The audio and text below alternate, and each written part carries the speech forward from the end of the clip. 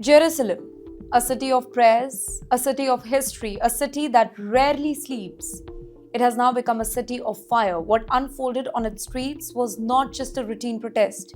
It was not a political rally, it was one of the most violent internal eruptions Israel has ever witnessed in years.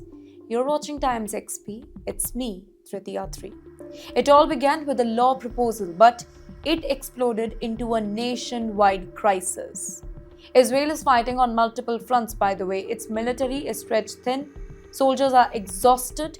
In fact, reserves, they are being called again and again. The government believes that it has no choice now. It wants ultra orthodox men, long exempt from military service, to be drafted. Now, for the state, this was about survival. But for that community, it was about faith itself. Now, to understand the anger, you must understand the divide first. Haredi Jews dedicated their entire lives to religious study. They believed that serving in the army, it would destroy their way of life. Their leaders say that the draft is an attack on the religion, and they have drawn a line now. They say that we will not serve even if the streets they are burning. So the streets, they did burn. Thousands of protesters flooded Jerusalem, major roads, they were blocked. Tires were set on fire. Police were pelted with stones. Journalists, they were chased. Cameras were smashed. Public buses attacked. The city's normal rhythm, it was collapsed. Then came the moment that turned outrage into tragedy. A bus slammed into protesters. A 14-year-old boy, he was killed. 3 others were injured. A child died, not on the battlefield, but on the street, filled with religious slogans and rage.